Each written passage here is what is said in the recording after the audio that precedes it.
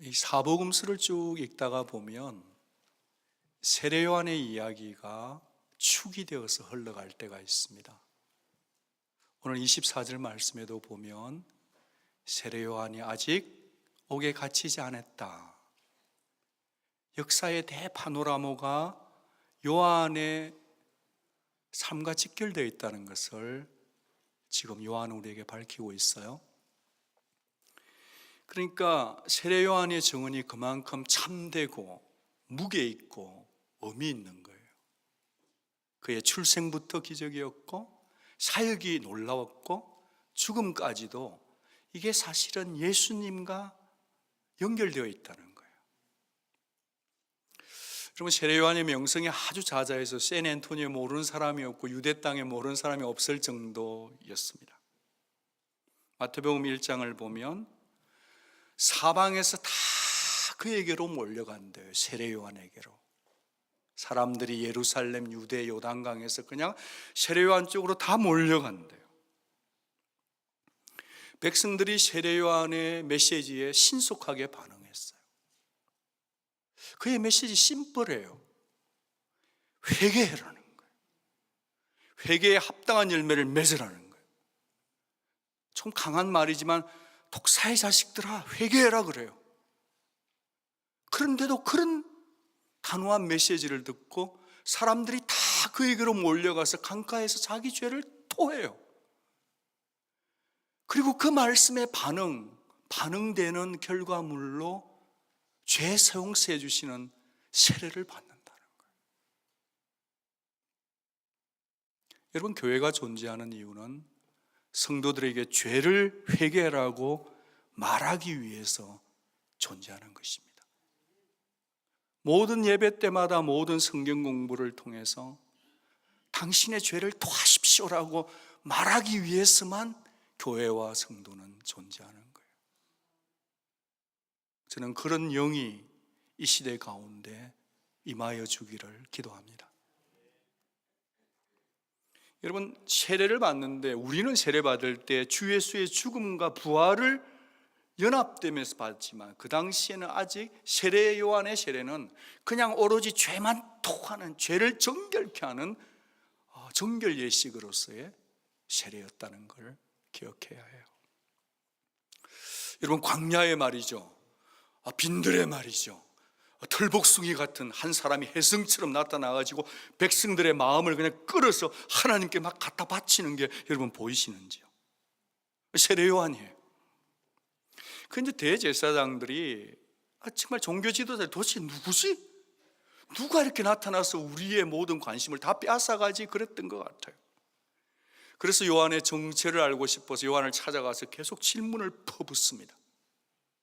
네가 그리스도냐? 너 엘리야냐? 이들이 영적인 권세에 눌려 있는데 자신들의 마음속에 자꾸 이렇게 사람들이 자기들에게서 떠나서 세례요한께 가니까 어떤 질투심과 아울러서 말이죠, 종교적 어떤 심리 때문에 계속해서 요한을 찾아가서 네가 그리스도냐고 말이지, 네가 죽었다 살아난 엘리야냐, 그렇게 막 질문을 퍼붓고 있는 거예요. 역사가 요세푸스는 이렇게 기록했어요. 세례 요한의 따르는 군중이 폭발적으로 늘어나자 당시 갈릴리의 영주였던 헤롯 안티파스, 누구요? 헤롯 안티파스는 그를 정치적으로 제거하기로 결심했다고 기록해요. 왜냐하면 요한의 메시지가 너무 강력하니까 구름대같이 몰려진 군중들의 심리를 이용해서 그들을 자극하면 폭동이 일어날 수 있으니까 제거해버리겠다 그랬어요. 세례 요한은 살아서도 영향력을 끼쳤지만 죽었어도 영향력을 끼친 광야의 메신저였습니다. 어떻게 할 수 있는가? 1세기 중엽의 사도행전을 읽다가 보면 구약 성경에 아주 능통했던 자 한 사람이 있으나요? 그 이름이 아볼로예요. 아볼로가 이렇게 얘기해요. 나는 세례 요한의 세례만 합니다. 그때까지 그런 영향력을 끼치고 있었다는 거예요. 예수님께서 세례 요한을 어떻게 평가했는가? 마태복음 11장 11절을 보면 여자가 낳은 자 중에 가장 큰 자다 그랬어요. 여자가 낳은 자 중에 가장 큰 자가 누구라는 거죠? 세례 요한이라는 거예요. 이제 그런 인기가 다 탑 있고 상한가였는데 갑자기 예수님이 공적인 사역을 시작하자 그의 모든 인기와 명성을 송두리째 빼앗기고 말았다는 거예요. 오늘 본문의 말씀은 바로 그 분위기를 정확하게 보여줘요. 요한이 세례를 베푸는데 그 유대 다른 인근 동네 예수님도 세례를 사실은 예수가 세례 베푼 게 아니라 제자들이 베풀었던 거예요. 세례 요한이 회개하라 라고 선포하니까 주 예수님도 회개하라 선포하는 거예요. 두 분의 사역이 너무 비슷한 꼴이에요. 회개하라와 세례였습니다. 여러분, 군중들이 사역이 너무 비슷하니까 비교하기 시작합니다. 누가 메시아지? 사람이 비교하면 저울 위에 올려놨다가 사람은 반드시 하나 쪽으로 마음이 기울어지게 돼요. 사람은 절대 50-50으로 갈 수 없어요. 그래서 그동안에 세례 요한에게 마음이 갔던 것이 이제는 누구에게로 마음이 쏠리고 있어요? 예수, 그에게로 쏠리고 있는, 마음의 물이 쏟아지고 있는 상황이었다. 25절 26절을 보니까 그때 요한의 제자 중에서 한 유대인과 더불어 정결 예식에 변론이 붙었다 그러네요. 이 정결 예식은 뭐냐면 죄를 지은 사람이 자기의 죄를 새롭게 하고 참 이스라엘로 살기 위해서 대제사장이 이제는 죄 없다, 정결케 되었다는 예식을, 몸에 물을 뿌리는 예식이었는데 어디서 행해졌냐 하면 성전 안에서. 누가 행해졌냐 하면 대제사장들이 하는 예식이었어요. 그런데 이게 생뚱맞게 빈들의 광야의 털복숭이 같은 세례요한이 광야에서 말이죠, 사람들의 죄를 정결케 하는 의식을 행했더라, 그런 말이에요. 그만큼 세례요한의 영적 권위가 탑이었다는 거죠. 그렇게 잘 나가고 있는 시점인데 갑자기 어느 날 세례요한의 제자들이 속상하는 얘기, 자존심이 팍 상하는 얘기를 듣게 됩니다. 유대인들이 이렇게 말합니다. 세례 요한도 참 대단하지만 글쎄 요즘은 있잖아요, 예수가 더 대단한 것 같아요. 사람들이 지금 그리로 몰려가고 있잖아요. 한번 보세요. 예수의 사역이 더 긍정적이고 더 정통성 아니에요. 그렇게 말하자마자 세례 요한의 제자들의 자존심에 금이 간 것을 우리는 읽어내야 합니다. 여러분, 자기 선생을 존중하면 할수록 사람들은 더 수가 틀리는 법이잖아요. 그래서 정말 그 세례 요한의 제자들이 세례 요한에게 달려가서 이렇게 퉁치는 소리를 했었다고 저는 봐요. 한마디로 말하면 세례 요한 다 그에게로 갑니다. 전부 다 그에게로 간대요. 당신이 세례 주었던 그 사람에게로 지금 사람들이 다 간다고 얘기하고 있습니다. 누가요? 세례 요한의 제자들이. 그들의 마음의 속내를 한번 볼까요? 세례 요한, 예수라는 그 사람 당신이 세례 준 사람 아닙니까? 그러면 그 사람이 당신을 좀 따르든지 자기가 독단적으로 한 상 차려가지고 말이죠, 안 보이세요? 백성들이 그에게로 가고 있는 거, 심지어 당신의 제자들마저도 그에게로 가고 있다는 게 안 보이세요? 세례 요한 썽 안 나세요? 화 안 나요? 괜찮아요? 썽 나죠? 그렇게 지금 다그치고 있는 장면입니다. 충분히 사람 마음이 이해가 돼요. 제자들의 마음이. 그 당시까지 예수가 등장하기 전까지는 세례 요한의 제자들에게 짱 괜찮았거든요. 왜? 세례 요한이 지나가면 사람들이 와우, 저 사람도 세례 요한 제자인가 봐. 그러면 막 내가 뭐가 된 것처럼 막 공작새처럼 상당히 괜찮았걸랑요. 그들이 이해가 되기는 합니다. 이 세례 요한의 퉁치는 질문 때문에 여러분, 세례 요한의 마음이 어땠다고 생각하세요? 사실은 어떤 사람이 무엇을 알려주는 거 있잖아요. 거기에는 객관적 정보에다가 자신의 생각을 항상 보태서 전달해줘요. 그렇게 되면 듣는 사람이 분별력을 유지하기가 쉽지 않아요. 정말 힘들어요. 여러분이 만약에 세례 요한이 때문에 어떤 감정이 요동쳤을 것 같으세요? 글쎄요, 질투심, 경쟁심, 시기심, 비교의식이라는 것이 막 이렇게 합체해가지고 막 여러분 속에 막 감정을 요동치게 만들었다고 생각해요. 대개 이 정도 되면 한국 사람들은 이런 일을 하죠. 민증을 깝니다. 근데 나이가 몇 살이야?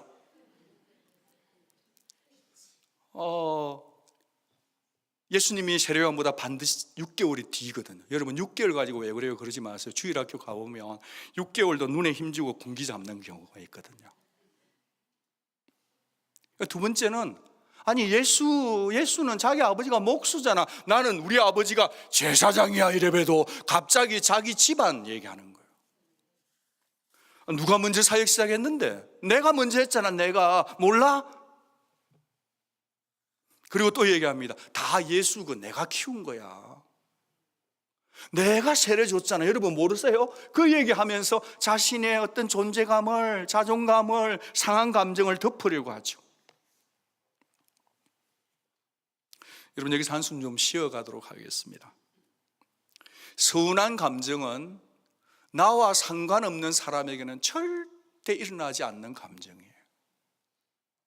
여러분 남편 아시죠? 남편이 왜 남편이냐면 늘 내 편 안 들고 남의 편 들어서 남편이에요. 꼭 결정적인 시간에 시어머니한테 막아줘야 되는데 안 막아줘요.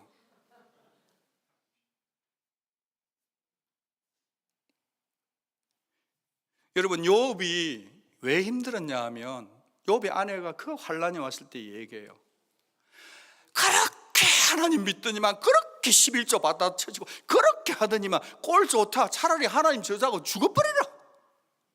그 사람이 이웃집 아줌마가 얘기했으면 욥은 절대 감정이 흔들리지 않았어요. 그런데 그 사람이 나와 함께 같이 잠을 자는 내 아내가 막 부추기니까 욥의 감정이 쓰렸다고 저는 생각을 해요.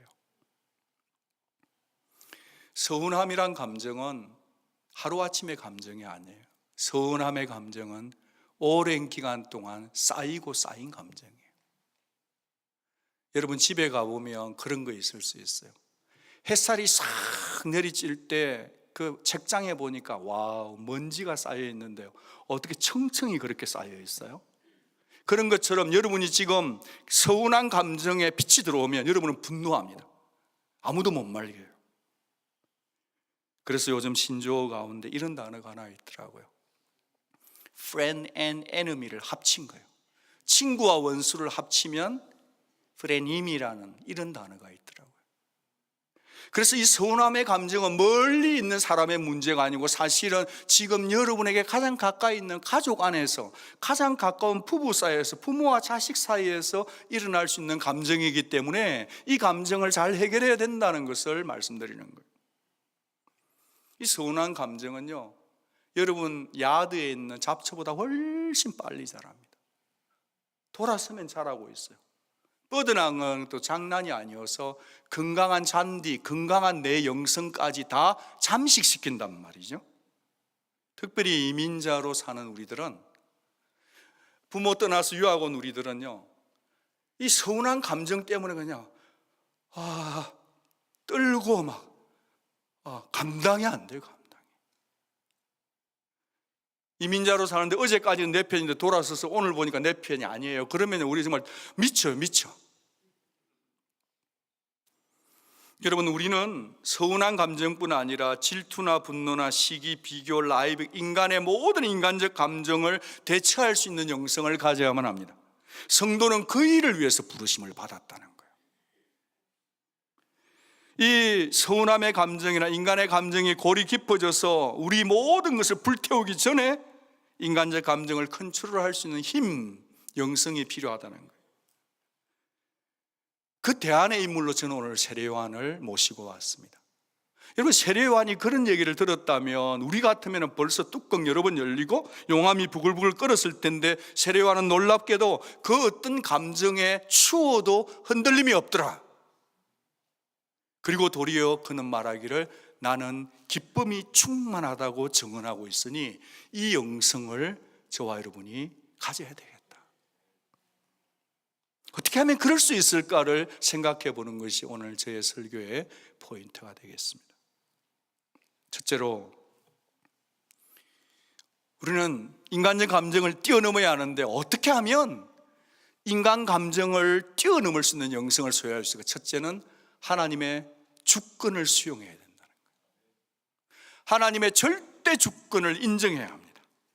비록 내 자신의 영향력이 축소되는 경우라도, 축소될지라도 하나님의 선하신 뜻을 인정하고 그 상황을 뛰어넘어야 된다는 거예요. 하나님의 능하신 손 아래서 나 자신의 분수를 알고 겸손할 때 사사로운 감정을 뛰어넘을 수 있다는 거예요. 27절 보면 만일 하늘에서 주신 바 아니면 사람이 아무것도 받을 수 있어요, 없어요? 없어요. 만일 하늘에서 하나님이 주신 바 아니면 사람이 아무것도 받을 수 없다라는 말씀을 믿으시기를 바랍니다. 사랑하는 여러분, 하나님이 하늘에서 주신 바 아니면 사람이 아무것도 받을 수 없어요. 여러분 건강? 여러분이 아무리 운동하시고 아무리 몸에 좋은 것만 골라 잡수셔도요, 하나님이 지켜주셔야 건강 받을 수 있습니다. 여러분이 필요한 그 경제력, 재정을, 돈을 벌게 사는데 여러분이 노력한다고 다 되는 것이 아니에요. 하나님이 여러분의 경제를 축복해 주셔야만 받을 수 있다고 믿으시기 바랍니다. 여러분의 연구생활, 군생활, 하나님이 길을 열어주어야만 간다는 것을 믿으시기를 바라요. 그래야 감정을 이길 수 있다는 거예요. 여러분, 이 말씀을 아멘으로 받으시기 바랍니다. 이 말씀이 아멘이라면 뒤집어도 아멘이에요. 사람이 받은 모든 것은 누가 주신 것이다? 하나님이 허락해서 허용해 준 거라는 거예요. 제가요, 얼마 전까지만 해도 우리 교회에 누가 성도님이 오셨다가 한 분이 이렇게 어떤 이유 때문에 교회를 떠나면 제가 한 1년 정도를 몸살을 앓아요. 왜 떠나셨을까? 내가 뭘 잘못했을까? 이렇게 좋은 분들이 많이 와 계셔도 와 계신 아름다운 여러분이 안 보이고 자꾸 떠난 그분이 생각이 나요. 한 5, 6년 됐는데도 생각이 날 때가 있어요. 근데 이 말씀을 다 아멘으로 받고 나니까 요즘은 한 1년 정도 생각하는 것 같아요. 사람은 사람의 마음을 잡을 수가 없어요. 저는 목회자니까 이렇게 적용하면 제가 책임을 회피하겠다는 게 아니고 제가 너무 힘이 드니까, 제가 살아야 되니까.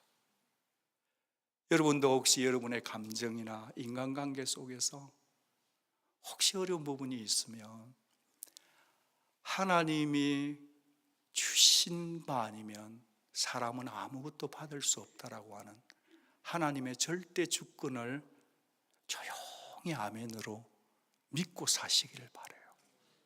그래야 인간적인 감정이 이길 수 있다는 거예요. 여러분, 세례요한이 되게 멋있어요. 뭐가 멋있냐 하니까 네가 그리스도냐? 네가 그리스도냐 그런데요, 세례요한이 이렇게 말하지 않아요. 나는 그리스도 비슷한 사람이에요, 이렇게 말하지 않는다는 거예요. 나는 그리스도가 아니라라고 얘기한다는 거예요. 여러분, 아닌 것은 아니라고 말씀하시는 게 멋있습니다. 세례요한은요, 자기가 예수의 영광을 가로채질 않아요. 세례요한은요, 나는 그리스도가 아니라 하는데 너무 당찬 거 있죠. 너무 멋있는 거 있죠.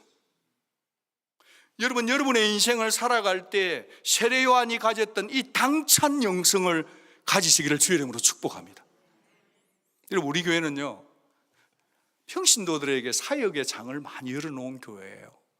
청년 다락방향도 있고 앞으로 어린이 다락방향도 생길 거고 많은 EM, KM 다락방장이 계신데, 다락방장님들이 사역을 감당할 때 말이죠, 나는 내가 잘나서 다락방장이 된 게 아니고 하나님이 나를 다락방장으로 세웠기 때문에 나는 하나님 때문에 이 사역을 한다고 고백하시기를 바라요. 나는 직분자가 되었단 말이에요. 그게 내가 잘했기 때문에 직분자가 된 게 아니라 하나님이 나를 직분자로 세우셨기 때문에 나는 부족하지만 이 길을 걸어간다라고 자신의 부르심 앞에 당당한 직분자들이 되어주시기를 바라요. 교만하라는 얘기가 아니고 나 자신의 부르심을, 나는 그리스도가 아니지만 나는 하나님이 세워줬기 때문에 이 길을 묵묵히 걸어가는 자라고 고백하는 당참, 그건 우리 모두에게 필요하다. 여러분, 다른 사람에게 비교하지 마십시오. 다른 사람이 너무 알아주지 않는다고 그것 때문에 막 목을 매달지 마십시오. 하나님이 알아주고 계세요. 하나님이 다 아세요. 로마서 12장 3절 말씀을 선물로 드리고 싶습니다. 우리 같이 읽을게요. 내게 주신 은혜로 말미암아 너희 중 각 사람에게 말하노니 마땅히 생각할 그 이상의 생각을 품지 말고 오직 하나님께서 각 사람에게 나누어 주신 믿음의 분량대로 지혜롭게 생각하라. 사람에게는 믿음의 분량이 있어요. 그런데 그걸 하나님을 빼버리면 나의 믿음 분량이 적은 것 때문에 늘 힘들어요. 그런데 믿음의 분량의 출처가 하나님이란 것을 인정하게 되면 신앙에 용기와 당참이 있다는 거예요. 하나님이 여러분의 분량을 잘 아세요. 아멘. 옆에 분에게 인사합시다. 당신의 분량이 저보다 커서 감사해요.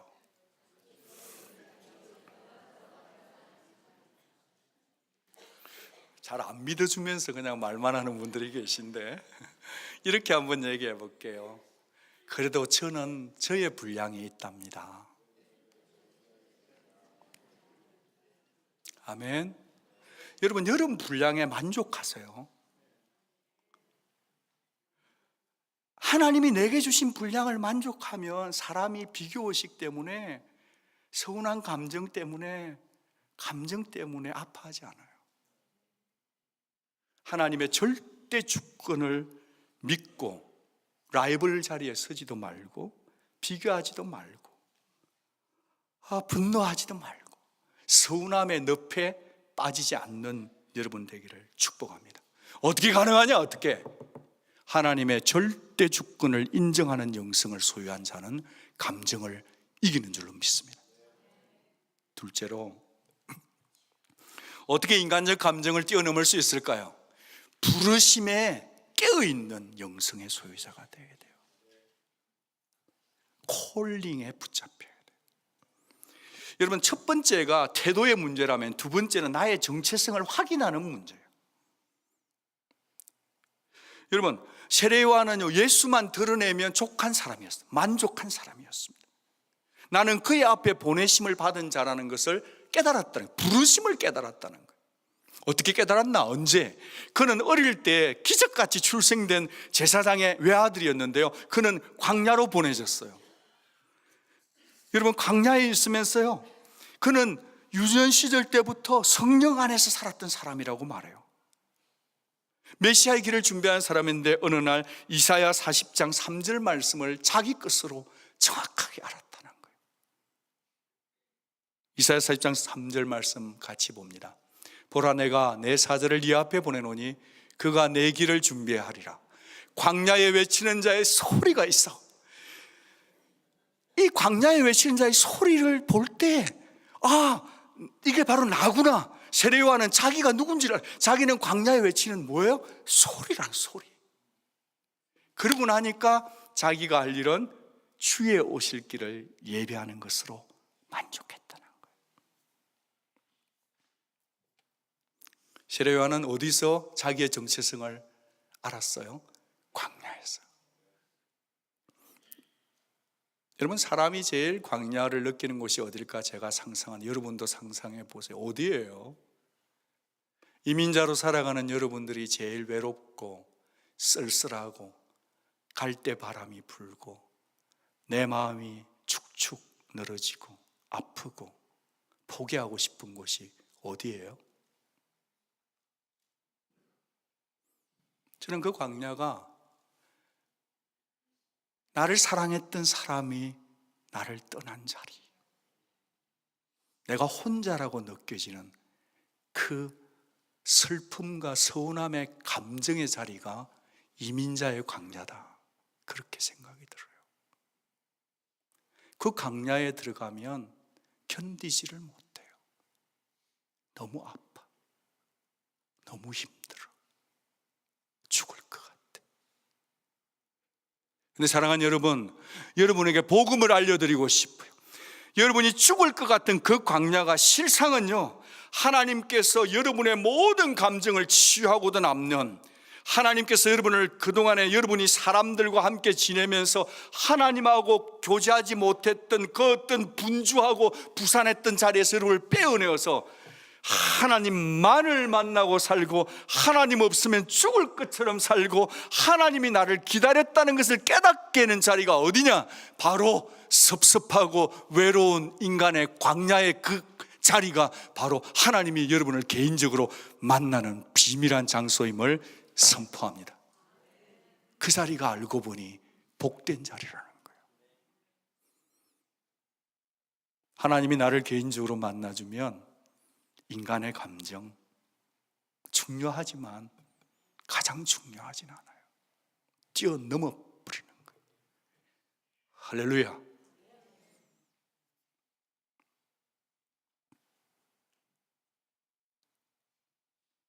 하나님은 여러분 자주 불러내세요. 옛날에 하영조 목사님 이런 말씀하셨어요. 자기 사명을 설명할 줄 아는 사람이 참 위대한 사람이다. 자기 사명을 설명할 줄 알아야 돼. 여러분, 내가 왜 사는가의 질문 앞에서 내가 하나님께로 왔다가 이 세상을 살다가 마지막에 내가 돌아갈 곳이 하나님이라는 것을 고백하는 자는요, 어린아이도 눈이 초롱초롱해요. 여러분, 청소년들도요. 여러분, 우리 청소년들이 믿음이 없어 보이고 맨날 게임하는 것 같지? 아니에요. 그들 속에 예수가 드러난 아이들은요, 부모를 감동시키는 말들을 할 때가 있어요. 누가 그러느냐? 나는 하나님을 믿고 하나님 위에 살고 하나님께로 돌아간다는 정체성이 분명한 아이들은요, 부모를 놀라게 하는 믿음을 가지고 있다. 그것이 사명자의 길이에요. 저와 여러분을 부르시는데, 우리를 회복시키기 위해서 부르시는데 우리를 반드시 통과시키는 장소가 있더라고요. 그게 어디냐? 한번 봐야 합니다. 십자가.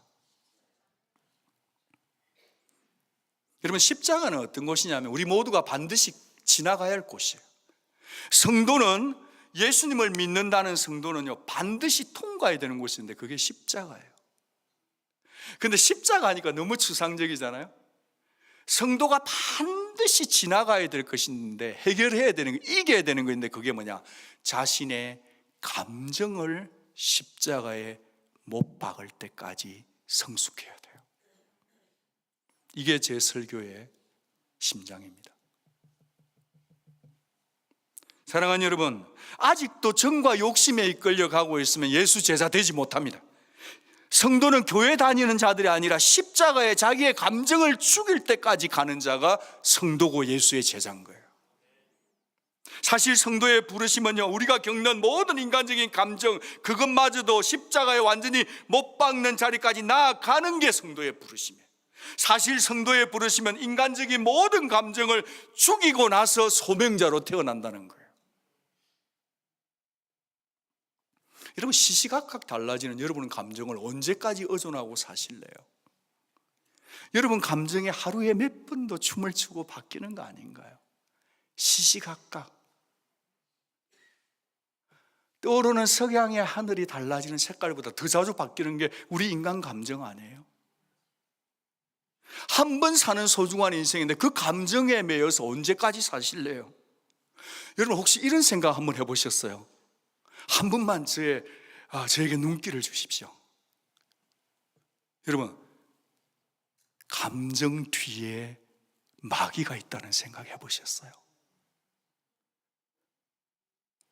감정 속에 마귀가 여러분을 웃고 있다는 생각 해본 적이 있냐고요?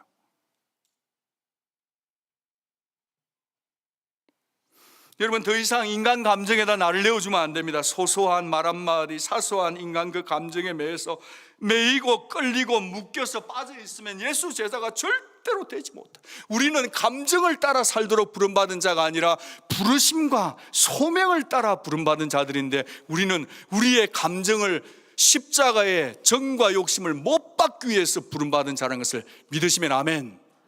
믿어야 합니다. 믿지 않으면 여러분은 감정의 노예가 된다는 거예요. 여러분, 우리 감정과 아예 그냥 오늘 헤어집시다. 아멘. 그래서 제가 뭐 하나 소개해 드릴 테니까 여러분 많이 그냥 웃으려면 웃으시고 알아서 하세요. 동물원에 가면 여러 동물들, 신기한 동물들이 많은데 엄청 빠른 동물들도 있는데 세상에 느리고 미련퉁이가 있어요. 그의 이름은 나무늘보예요. 이 나무늘보는 이렇게 나무에 매달리면 아무리 늘보야 움직여봐 막 얘기를 해도 아가야들이 늘보 움직여 이래도 늘보는 자꾸 1시간 지났어요.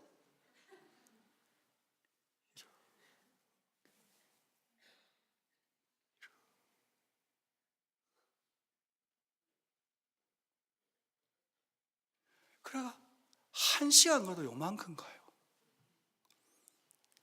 여러분, 욥의 아내가 당신 그렇게 하나님 잘하더만 그 꼴 좋다 그냥 하나님 저주하고 죽어버려라 그랬을 때 뭐라고?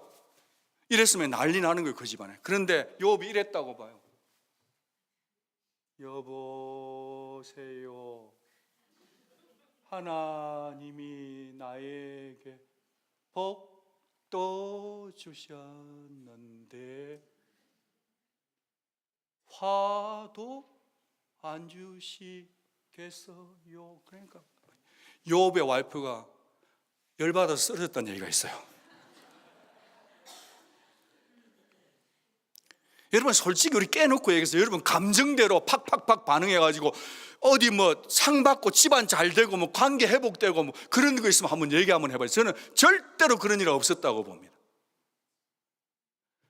절대로 감정대로 반응하지 마세요. 감정은 제일 마지막에 반응해도 괜찮아요. 옆에 분에게 제일 천천히 한번 얘기하겠습니다. 나무 늘보처럼 삽시다. 한번 인사 한번 해봐요. 다.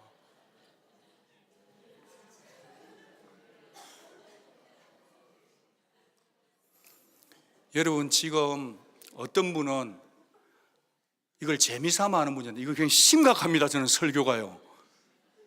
여러분, 이게 천천히 말하는 사람이요, 신학이 있고 신앙이 있기 때문에 천천히 말하는 거예요. 아이고 저기서 막 죽어버려. 근데 죽어 같이 죽자 이건 누구나 해요. 근데요, 욥이 있잖아요, 그죠?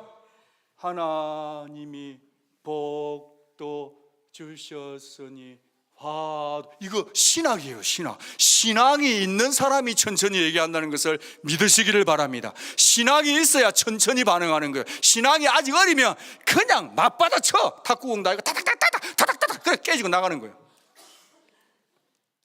신앙이 있어야 천천히 반응한다는 거예요.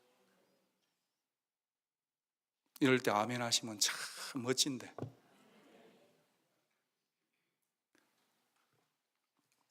여러분, 감정에 대해서는 천천히 반응하는데 하나님 말씀에 대해서는 번갯불처럼 반응해야 되는 거예요. 그래야 여러분 감정에 속아서 미쳐서 살지 않는다 이 말이죠.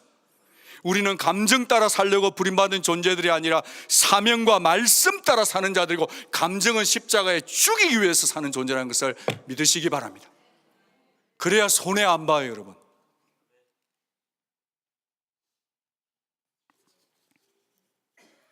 세 번째로 어떻게 인간적 감정을 뛰어넘을 수 있을까?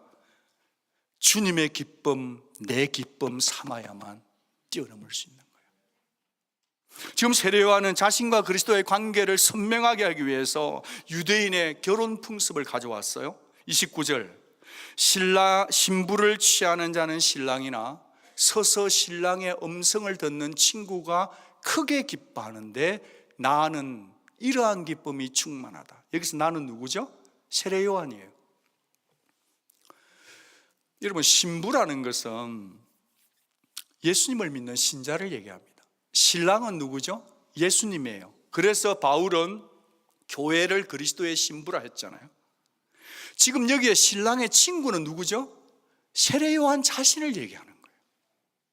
세례요한은 지금 기뻐하는 이유가 예수님이 기뻐하면 나도 기쁘다고 얘기하고 있는 것입니다. 유대인의 결혼 풍습 가운데 신랑의 친구는 아주 중요해요. 이 신랑의 친구는 결혼 전에 중매도 선다네요. 그리고 실제로 결혼식 당일에는 신부를 이렇게 딜리버리도 해준대요. 그리고 모든 결혼 준비를 다 한대요. 요한복음 2장에 있는 연회장의 주인도 어쩌면 신랑의 친구였을 거라 해요, 성경 주석가들은. 그런데 이 포인트는 뭐냐면은 신부를 딜리버리 했는데 신랑이 신부를 보고 너무 좋아서 하하하 웃을 때 그 소리를 간접적으로 들으면서 신랑의 친구가 같이 기뻐한다. 나는 그런 사람이다 그러는 거예요. 그래서 지금 자기의 제자였던 사람들이 다 예수께로 가도 그게 만약에 이 관점이 없으면 자기가 열받고 서운하고 아니 인간들은 믿을 게 뭔데 이럴 건데, 그 사람들이 예수께로 가주는 것이 자기의 기쁨이고 예수님 신랑이 기뻐하는 게 내 기쁨이니까 그것을 인간적 감정을 뛰어넘었다는 거예요. 동의되시면 아멘. 신랑의 가장 큰 의무는 결혼식장에서 신랑만 빛나게 해주고 자기는 빠져주는 거예요. 사랑하는 성도 여러분, 저와 여러분 모두가 예수님이 기뻐하시면 우리도 같이 기뻐해 줄 수 있는 영성의 소유자가 되기를 바랍니다. 나하고는 좀 속상할 수 있어요. 그렇지만 그 사람이 주님을 더 사랑한다면, 그래서 예수님이 기뻐한다면 우리도 같이 기뻐해 줄 수 있는 영성 소유할 수 있기를 바라요. 제가 이제 이 부분을 2019년 비전 세미나 때 다락방장님들에게 부탁을 드렸습니다. 그리고 지난 목요일 1:1 지도자 과정 할 때도 부탁을 드렸어요. 여러분, 다락방장님과 1:1 양육자들은 어떻게 하든지 나와 양육 라인이 된 분을 예수님께로 전달해 주는 사람이라는 거예요. 예수님과 나 외에 아직 예수를 믿지 않는 사람, 지금 예수님 믿어가는 분을 영적으로 중매해 주는 예수님과의 중매장이로 우리는 산다, 그 말이에요. 여러분, 저희들이 붙들어야 될 게 뭔가? 우리는 예수님의 친구로 산다는 거예요. 신랑의 친구로 산다는 거예요. 하늘나라에 가게 되면 주님이 우리를 위로해 주실 것입니다. 30절 말씀을 우리 같이 한번 읽어볼게요. 30절 같이 읽겠습니다. 시작. 그는 흥하여야 하겠고 나는 쉬어야 하리라. 이게 이제 세례 요한의 퇴장송인데, 캠벨 몰간 목사님이 이렇게 이 30절을 주석을 했어요. 나는 요한의 이 마지막 말을 그 위엄과 존엄함을 느끼지 않고서는 단 한 번도 읽은 적이 없다.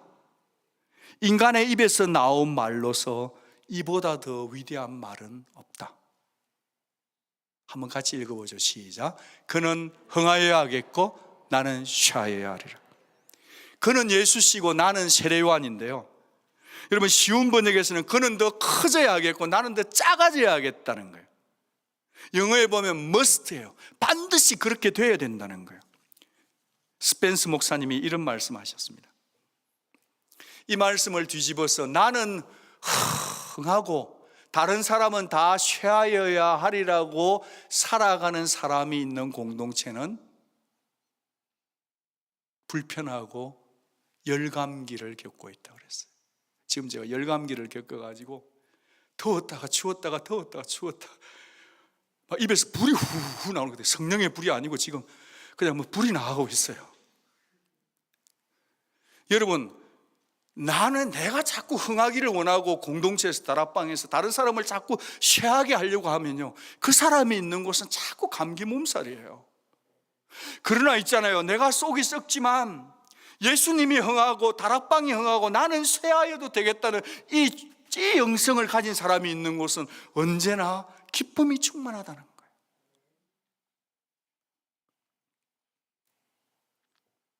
말씀을 좀 마무리하겠습니다.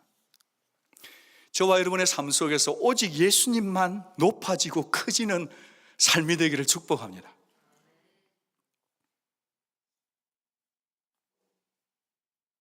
여러분, 우리 감정을 좀 죽여버리면 좋겠어요. 여러분, 가정에서 감정을 죽이십시오. 직장에서도 감정 문제를 잘 해결하세요. 교회 와서도 감정을 잘 예수의 피로 이겨내시길 바라요. 여러분, 신앙생활을 한 지가 지금 몇 년째입니까? 물론 3개월 되신 분도 있고 3년 되신 분도 있고 13년, 23년, 33년 된 분이 계실 텐데, 이제 그 정도 했으면 감정 이런 문제는 좀 이제 뛰어넘어야 되는 거 아닐까요? 여러분, 감정 이거에 딱 잡히면 6개월 금방 가요. 어떻게 그럴 수 있지 해가지고 그럴 수 있지 하고 6개월 살아요. 그러면 또 1년 6개월 금방 돼요. 그럴 수는 없지. 그래, 난 용서 못한다. 그리고 그 감정 해가지고 3년 6개월 가요. 그러다가 13년 6개월 가요. 그러다가 보면 20년 가는 거예요. 그러다 보면 퓨네럴 서비스예요. 아무도 여러분의 장례식에 안 올 수 있어요.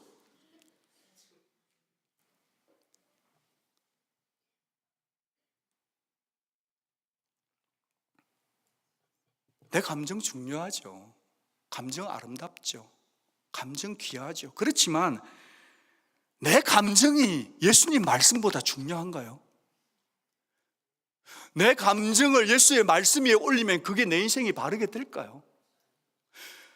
정과 욕심을 십자가에 못 박고 사는 것이 너희들에게 유익이라고 하신 말씀은 아멘 아닐까요? 여러분, 오늘 저와 여러분이 인생을 살아가는 동안 잘 안 되지만 정과 욕심을 십자가에 못 박아 죽이고 살아가는 예수의 제자들이 되기를 바랍니다. 그러지 않으면 용서 못하고 끝까지 섭섭하게 살면 여러분 너무 힘들어져요. 그러면 안 되겠기에 그래서 2019년에 그리스도와의 연합으로 풍성한 열매를 맺기 위해서 정말 모두 세례 요한의 영적인 영성 GPS를 좀 가져보자고 그렇게 지금 외치고 있는 겁니다.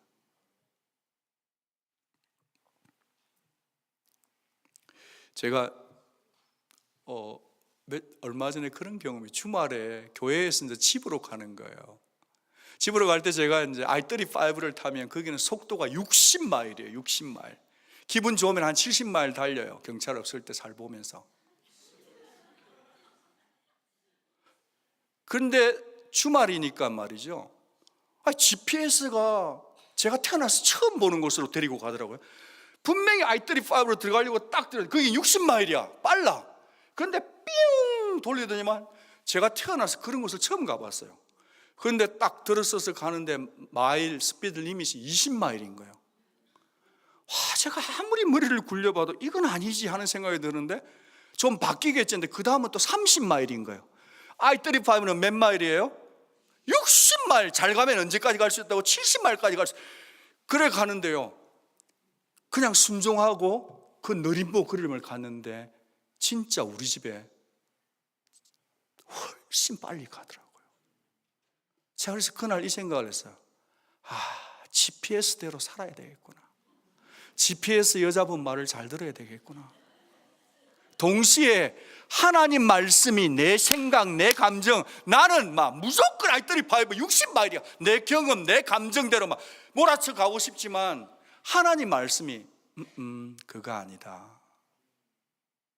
그 말씀대로 돌았으면 뭐 70마일 가는 길이 생기는 게 아니고 20마일이 기다리고 있어요. 그래도 하나님이 말씀하시면 그 길이 빠른 길이요, 지름길이요, 나에게 유익한 길인 줄 믿으시기를 바라요. 인간 감정에 쏙지 마세요. 허당이에요. 말씀만 진실이에요. 그래서 결론을 맺습니다. 넷사마, 다른 사람을 몰라도 나는 넷사마입니다. 그 어떤 상황, 그 어떤 말을 들어서 내 감정의 뚜껑이 열리고 폭발하고 용암이 폭발할지라도 넷사마, 하나님의 주권을 수용하는 영성으로 살겠다.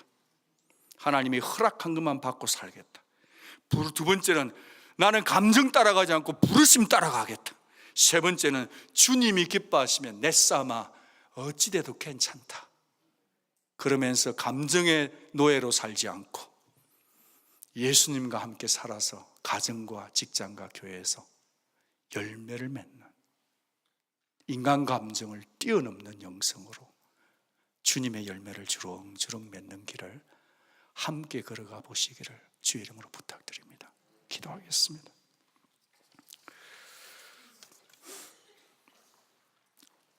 여러분, 고개를 숙이시기 전에 말씀을 한번 잘 읽어보시면 좋겠어요. 설교는 듣는 것도 중요하지만 반응이 제일 중요합니다. 저를 포함해서 우리 모두가 단 한 가지 진리 메시지라도 붙들어야 됩니다. 하나님의 절대 주권, 하나님의 허락지 않으면 아무것도 받을 수 없다. 사람 따라 감정 따라 보낸 시간들, 이 시간에 십자가에 다 내려놓으면, 아니 내려놓아야 합니다. 주님이 기뻐하면 나도 그것을 내 기쁨 삼는 신랑의 친구의 영성을 달라고, 가족 간에도, 심지어 엄마와 자식 관계도, 다락방 식구들과의 관계도 더 이상 감정 때문에 예수 따르는 것을 더디 믿거나 포기하는 일 없도록 이 시간에 하나님 앞에 우리 자신의 연약성을, 우리의 감정을 내려놓고 기도할 수 있기를 초대합니다. 의지적 결단을 담아서 용서하시고